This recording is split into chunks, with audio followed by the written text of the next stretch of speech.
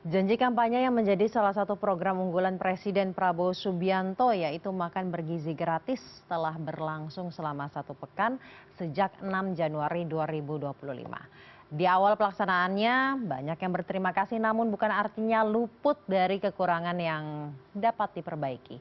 Lalu bagaimana evaluasinya akan saya diskusikan bersama dengan redaktur pelaksana cnnindonesia.com Suryanto. Selamat malam Mas Suri. Selamat malam saja. Mas Suri, evaluasi 1 pekan pelaksanaan MBG terlebih dahulu, Mas. Ya, dari pekan pertama ini tentu karena masih bisa dibilang kick off kan, pekan pertama tentu masih banyak catatan yang kita harapkan bisa menjadi sebuah evaluasi menyeluruh bagi pemerintah ke depannya saja ya. Walaupun sebelumnya itu sudah beberapa kali dilakukan uji coba sebelumnya sebelum penerapan kemarin, tapi memang faktanya terkesan masih ada bolong sana sini gitu loh, masih banyak yang dikeluhkan walaupun memang harus diakui di beberapa tempat yang kemarin terutama yang dikunjungi oleh sejumlah pejabat memang relatif lebih rapih lah mungkin lah. Tapi ya memang ada beberapa di banyak tempat lain terutama di daerah memang masih menjadi catatan. Kalau kita ambil pernyataan dari para siswa yang tadi diwawancara itu kan jelas kan menu masih menjadi hal utama atau hal pokok yang menjadi perhatian para peserta didik ini. Misalnya mereka menggarisbawahi soal menu yang enak, lalu menu yang bergizi, yang punya kandungan nutrisi, yang punya syarat 4 sehat 5 sempurna. Hal itu yang menjadi sorotan karena terutama di daerah-daerah kemarin saya jatuhkan bagaimana ternyata menu yang diharapkan itu benar-benar bergizi, tapi pada faktanya masih mengundang keprihatinan lah, misalnya seperti yang di Palembang kemarin beberapa hari yang lalu, ketika lauk yang dihadirkan itu hanya sekedar tahu tempe dan tumisan-tumisan yang sehingga siswanya pun tidak bisa menghabiskan menu itu saja. Ada beberapa catatan kami terkait pekan pertama makan bergizi gratis ini, selain menu itu misalnya seperti soal jangkauannya juga saja, karena kemarin itu masih banyak di kota-kota besar dalam pelaksanaannya itu, padahal sejak awal dijanjikan ini kan banyak menyasar untuk wilayah 3T atau wilayah-wilayah kawasan miskin terluar dan terdepan di negara ini gitu loh saja. Lalu misalnya soal waktu juga menjadi sorotan juga saja. Kemarin kan eh, pelaksananya itu kan di jam-jam 9 atau jam 10. Ini kan sebenarnya kan jam tanggung gitu kan. Ketika siswa ini sudah sarapan di rumah tapi jadi belum lapar di jam-jam segitu, dan mereka dikasih sarapan dengan menu yang apalagi kalau menunya memang kurang menggugah selera buat mereka. Jadi ya alhasil ya banyak yang tidak habis beberapa waktu lalu. Lalu kurangnya dapur umum atau SPPG kemarin juga menjadi sorotan saja, sehingga belum meratanya sebaran makan bergizi gratis kemarin. Yang jadi keresahan juga kemarin saja ada temuan BPOM ketika ada sayur yang basi. Bahkan di NTT kemarin itu ada pengakuan guru dan siswa ada sayur yang beraroma tidak sedap yang terindikasi memang sudah tidak segar lagi. Tentu ini menjadi sebuah catatan tersendiri saja bagi pemerintah, karena kan nama besar program ini adalah makan bergizi gratis. Jangan Ya. sampai malah nanti menjadi hal yang sebuah kontraproduktif terhadap program ini sendiri saja. Baik, masalah menu ini memang menjadi pembicaraan bahkan jauh sebelum program ini dilaksanakan. Kemudian yang mau saya bahas lebih lanjut adalah bagaimana operasionalnya mengenai distribusi dan juga dapur umum. Pertama, distribusi. Beberapa waktu pada saat awal, hari pertama, hari kedua, banyak yang mengeluhkan bahwa distribusinya terlambat. Kemudian dari pemerintah menyatakan akan melakukan evaluasi karena salah satunya memang kendaraannya yang kurang ataupun SDM-nya yang kurang. Tanggapannya terkait hal ini, kalau misalkan menambah kendaraan, apakah itu kemudian menambah operasional dan lain sebagainya? Ya itulah. Kemarin kan yang menjadi salah satu masalah belum meratanya jumlah SPPG atau dapur umum untuk mengolah makanan ini saja. Makanya kemarin kan sempat ada usulan dari masyarakat sendiri, kenapa tidak memanfaatkan kantin sekolah misalnya? Karena kemarin kan di liputan di CNN juga kan menyebutkan bahwa program makan bergizi gratis ini eh, cukup dikeluhkan juga oleh pengelola kantin sekolah karena alhasil mengurangi pendapatan mereka gitu. Jadi ada semacam usulan ini melibatkan pihak sekolah melalui kantin-kantin sekolah. Jadi kan selain untuk menghemat waktu, mungkin dari sisi menghemat waktu Hmm. pembagian, ini juga bisa disesuaikan dengan kebutuhan siswa. Misalnya yang kita bahas tadi di awal gitu loh.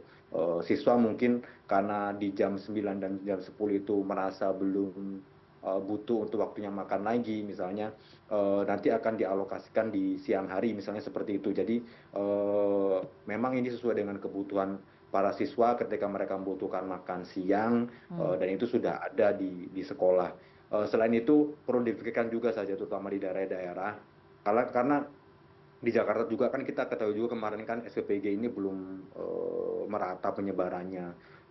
Ini pun sudah dibantu oleh pihak TNI untuk membuka dapur-dapur umum untuk mengolah makanan ini. Jadi ya mau tidak mau memang bagaimana harus difikirkan bagaimana untuk membangun SPPG secara merata, terutama harus difikirkan juga misalnya satu SPPG itu harus melayani berapa Baik. sekolah. Jadi harus dipetakan juga satu SPPG itu di radius di radiusnya itu punya berapa sekolah yang untuk dilayani makan bergizi gratis ini saja. Baik, Mas Suri, berbicara mengenai SPPG, sebenarnya salah satu janji kampanyenya dari Prabowo Subianto dan juga Gibran Rakabuming Raka, makan bergizi gratis tidak hanya memberikan nutrisi kepada anak dan juga ibu hamil, namun juga dapat bisa membangkitkan ekonomi di sekitarnya. Salah satunya sudah disebutkan tadi oleh Mas Suri bahwa akan memberdayakan eh, warteg setempat atau kantin sekolah tadi. Instead of melakukan pemberdayaan itu, namun pemerintah memutuskan untuk membangun dapur umum dan akan membangun 5.000 dapur umum ke depannya. Bagaimana melihat hal ini? Saya yakin hal seperti ini sudah menjadi pertimbangan matang pemerintah dalam terkait untuk melibatkan UMKM ini saja. Tapi mungkin butuh waktu yang tidak sebentar ya untuk penerapannya secara maksimal karena memang ini kan baru pekan pertama. Mungkin untuk di pekan pertama ini untuk mempermudah pengawasan, untuk mempermudah pelaksanaan pendistribusian dan lain-lain. Jadi sementara menggunakan SPPG terlebih dahulu yang melibatkan aparat negara untuk pembangunan dapur umum ini.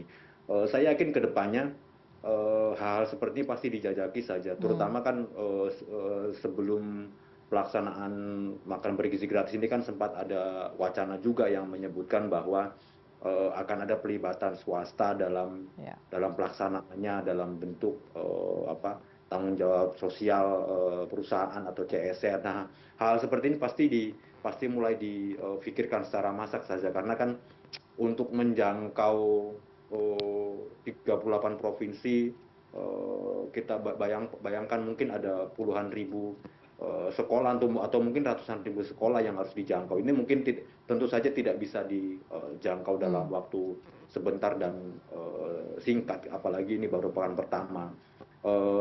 Perkiraan saya karena ini baru pekan pertama, pemerintah memang baru bisa atau baru memaksimalkan dapur umum yang dikelola oleh aparat-aparat negara sehingga untuk memudahkan pengawasan dan pendistribusian. Ke depan bukan tidak mungkin saja karena ini kan memang jadi salah satu program andalan Prabowo dan Gibran. Anggaran juga yang dianggarkan tidak sedikit, jadi ya bisa jadi ke depan itu hal-hal seperti itu mulai difikirkan atau dipertimbangkan secara masak saja. Baik, selanjutnya saya mau berbicara mengenai anggaran, Mas. Salah satu hal yang menjadi concern pada pekan ini, terlebih di Kendari dikatakan bahwa masih menggunakan biaya pribadi atau uang pribadi dari Presiden Prabowo Subianto. Melihat hal ini seperti apa, ditambah melihat dari perspektif administrasi negara, Mas?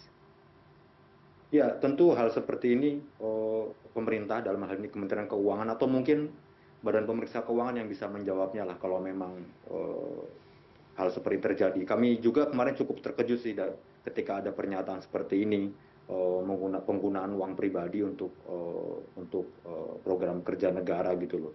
Makanya kalau kepastiannya apakah ini diperbolehkan atau tidak, bagaimana mekanisme pencatatannya, lalu nanti ketika mungkin sekarang uang negara anggaran negara belum sepenuhnya turun sehingga belum bisa digunakan, jadi masih menggunakan uang pribadi, ini bisa jadi hal-hal seperti yang terjadi. Tapi ketika nanti sudah ada anggarannya, bagaimana nanti mekanisme pengembaliannya, atau mungkin ini hanya dihitung sekedar hanya sebuah hibah dari Prabowo sebagai pribadi untuk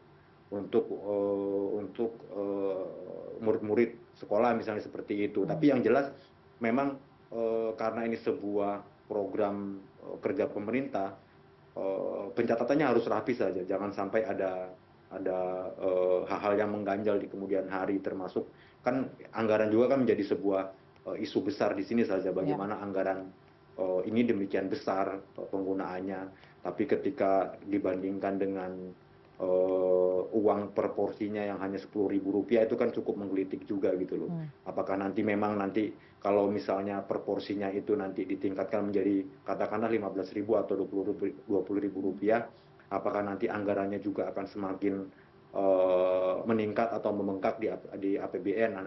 Hal seperti ini yang perlu difikirkan juga saja. Tapi yang saya setuju sih kalau misalnya para pengamat kemarin yang menyatakan mempertanyakan bagaimana nanti pertanggungjawaban pemerintah ketika masih menggunakan uang pribadi dalam pelaksanaannya, karena ini kan menjadi sebuah program andalan di pemerintah saat ini saja. Transparansi juga menjadi soal ya kalau misalkan masih terus menggunakan uang pribadi para pejabat. Betul saja, termasuk kemarin kan banyak kementerian-kementerian juga yang menyelenggarakan, misalnya kemarin kan ada di daerah-daerah itu ada salah satu kementerian yang menyelenggarakan makan bergizi gratis ini. Padahal kan yang kita tahu leading sektor program ini adalah eh, badan gizi gitu loh.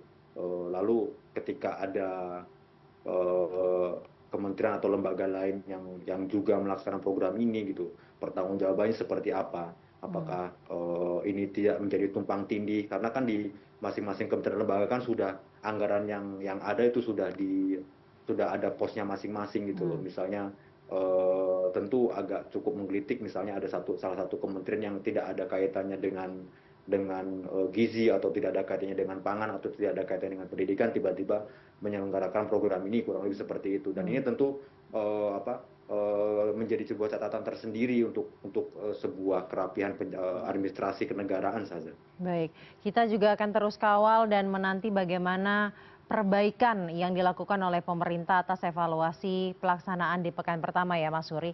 Terima kasih Suryanto, redaktur pelaksana CNN Indonesia.com telah bergabung bersama kami di CNN Indonesia Prime News.